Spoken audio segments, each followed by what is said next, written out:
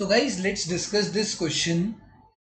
Question is, correlation coefficient is independent of change in origin and scale. Correlation coefficient जो है, इसका मतलब value of correlation जो है वो ओरिजिन और स्केल, चेंज इन ओरिजिन और चेंज इन स्केल के ऊपर डिपेंड नहीं करती. It is independent of change in origin और चेंज इन स्केल. अब ये स्टेटमेंट गलत है सही है ये तो बात बाद में करेंगे. पहले ना इसका मतलब समझते हैं कि what is change in origin. इसका मतलब समझते हैं पहले, ठीक है. What is change in origin and what is change in scale. पहले वर्ड का मतलब तो पता होना चाहिए ना. जैसे अब ना इसको समझने के लिए मैं तुम्हें मीन का एग्जांपल देता हूँ. मीन जो हमने एवरेज पढ़ा है, मीन पढ़ा है, इसको एक्स बार से डिनोट करते हैं ना. तो मैंने तुमको कहा 3 वैल्यूज दी तुम्हें. मैंने कहा 1, 2 एंड 3, इसका मीन निकालो. तो तुमने कहा सर इसका मीन जो है ना वो मेरा निकल कर आएगा 2. सेम वैल्यूज 1, 2 और 3 मैंने यहाँ पर भी दी. इसका मीन निकालो तो वैल्यू मीन तुम्हारा निकल के आया 2. अब चेंज इन ओरिजिन क्या होता है? चेंज इन ओरिजिन का मतलब ये जितनी भी वैल्यूज थी ना मेरी, ये सारी एक्स की वैल्यूज थी. यहाँ पर भी ये एक्स की वैल्यूज थी.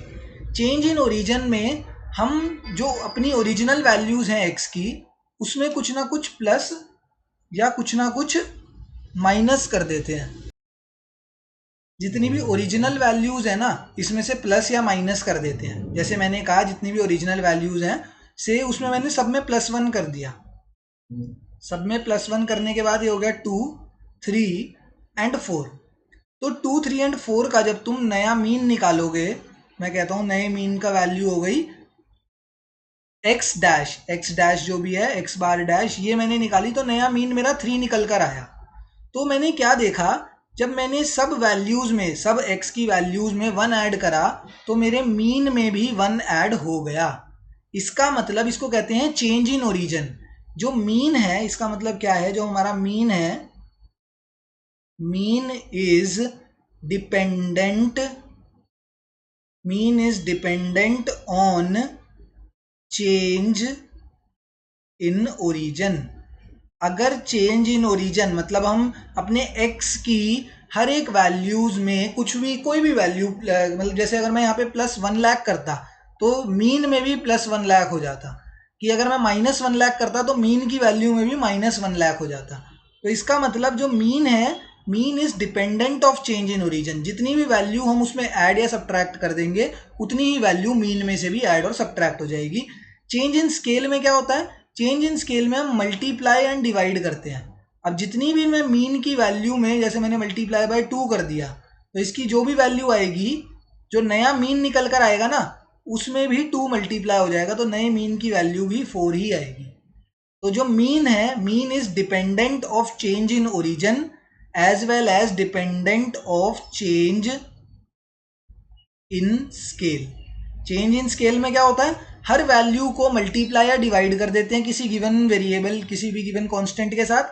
एंड चेंज इन ओरिजिन में किसी भी एक गिवन कांस्टेंट के साथ सब वैल्यूज को प्लस या माइनस कर देते हैं. तो अगर उस चीज के करने से हमारी ओरिजिनल वैल्यू जो हम मीन निकाल रहे हैं उस पर फर्क पड़ता है तो that thing is dependent on change in origin. And अगर उस पर नहीं फर्क पड़ता then that is independent of change in origin और चेंज इन स्केल. एंड ये जो अपना कोफिशिएंट ऑफ कोरिलेशन है, ये स्टेटमेंट बिल्कुल सही है. अगर हम हर वैल्यू में, जैसे अब ये सारी वैल्यूज थी, ठीक है, इसमें तो हमें x भी चाहिए होता है और y भी चाहिए होता है अगर हमें कोफिशिएंट ऑफ कोरिलेशन निकालना है.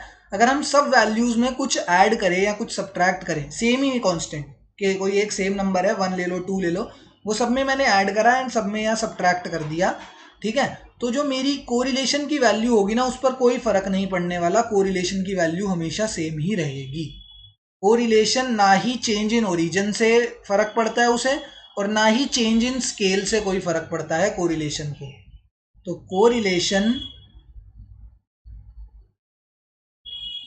Is independent of change in origin and change in scale. या तो चेंज इन ओरिजिन हो या तो चेंज इन स्केल हो, कोरिलेशन की वैल्यू कैसी रहने वाली है, कोरिलेशन की वैल्यू हमेशा सेम ही रहने वाली है, कोरिलेशन की वैल्यू पर कोई फर्क नहीं पड़ने वाला।